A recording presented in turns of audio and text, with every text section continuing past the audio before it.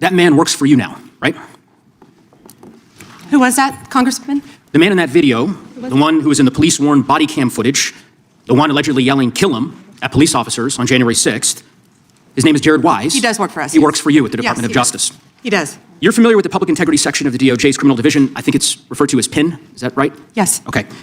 Do you know which presidential administration under which the PIN was first created? I can tell you what administration that the weaponization was ended under. I'll reclaim my time. This wasn't a trick question. You don't get to reclaim your time. Madam Attorney General. Because I don't like Mr. Chairman, will you explain to the witness that he does reclaim his time? Because I don't answer a question to your satisfaction? Mr. Chairman. Attorney General Pam Bondi and Congressman Joe Neguse clashed in a fiery Judiciary Committee hearing over January 6th pardons and the direction of the Justice Department. Video, it's about 30 seconds, and I'll ask you a couple questions about it. You guys are disgusting, man. Hey, you guys are disgusting. I'm former law enforcement. You're disgusting. You are the Nazi. You are the Gestapo. You can't see it because you're chasing your pension, right? Your pension, your retirement, right? That's what runs your life, your retirement. The sad thing is they're not even going to get their pension because it's going to be worthless. And shame on you. Shame on you. Shame on you. Yeah. Fuck that. Yeah.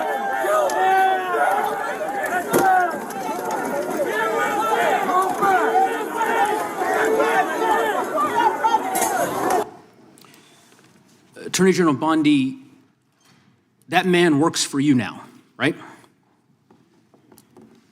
Who was that, Congressman? The man in that video, the one who was in the police-worn body cam footage, the one allegedly yelling "kill him" at police officers on January 6th, his name is Jared Wise. He does work for us. He works for you at the Department of Justice. He does. This is an individual whom a federal grand jury indicted for 2 felonies and 4 misdemeanors related to his participation in the attack on January 6th. One of those charges was forcibly assaulting, resisting, opposing, impeding, intimidating, and interfering with police with the intent to commit another felony. This is who you choose as the Chief Law Enforcement Officer of the United States of America to hire at the Department of Justice. Someone on video yelling "kill him" at police officers, right? I believe he was pardoned by President Trump. Oh, he was pardoned. You're right. You're right. Pardoned by President Trump for his offense. Pardoned for yelling "kill him" at police officers. And yet you expect hardworking police officers across the country to believe that you take law enforcement seriously. You could imagine the reaction of so many folks across the country hearing the Chief Law Enforcement Officer of the United States refuse to even condemn what that individual whom you've now hired did. But in any event, let's talk a little bit about some of the other divisions within the Department of Justice and what's happened over the last year. You're familiar with the Public Integrity section of the DOJ's Criminal Division. I think it's referred to as PIN. Is that right? Yes. Okay. Do you know which presidential administration under which the PIN was first created? I can tell you what administration that the weaponization was ended under. I'll reclaim my time. This wasn't a trick question. You don't get to Madam Attorney reclaim General. your time. Madam Attorney General. Because I don't like it. Mr. Chairman, will you explain to the witness that he does reclaim his time? Because I don't answer a question to your satisfaction? Mr. Chairman. Madam Attorney General, the time belongs to the gentleman from Colorado. The president under which PIN was created was Gerald Ford. It was created after Watergate. I'm not asking a question, Madam Attorney General. The administration under which it was created was Gerald Ford. When you first started as the Attorney General of the United States, there were 35 people working in that office. There are now 2 people working in that office because you have gutted it. How many people work for the National Cryptocurrency Enforcement Team in the Criminal Division today? Can I answer the question about PIN? I've asked you a question. How many You've people asked me a question, but you don't How want many the people answer. work I'm not for the gonna answer your National questions the way you Cryptocurrency want. Enforcement Team? You won't answer how many I'll people? answer PIN. You. PIN will not be you know what? weaponized. You know what? What's Madam funny Attorney about General, this? I'll say to the chairman. What's funny about Mr. Chairman, this? you know what the answer is? And I think I understand funny why the about Attorney General this? does not want to answer the question.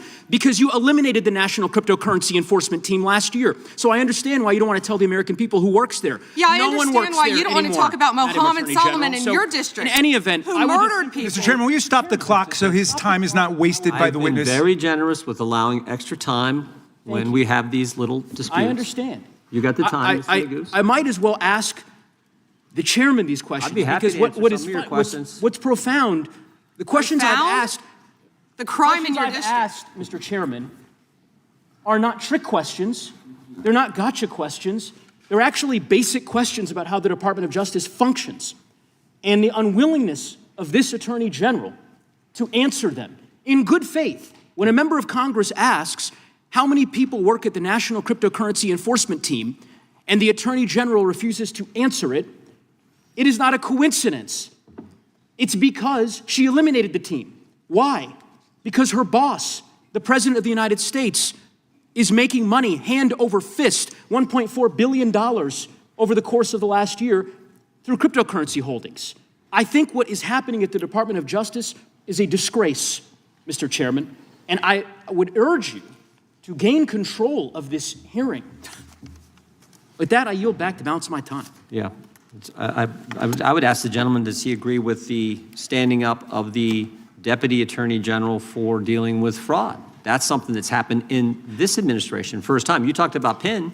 That happened with this Justice Department. We're talking about this committee. Mr. Chairman, had you answered the question, had the Attorney General answered the question in that way, perhaps this hearing would have some modicum of resembling something that has typically been fairly conventional, an oversight hearing of the Department of Justice. The gentleman's That is time not has expired. The gentlelady from Wyoming. What unfolded was more than a tense exchange. It exposed a deeper fight over accountability and priorities inside the Department of Justice. Neguse pressed Bondi about Jared Weiss, a January 6th defendant who was later pardoned by President Trump and now works at the DOJ.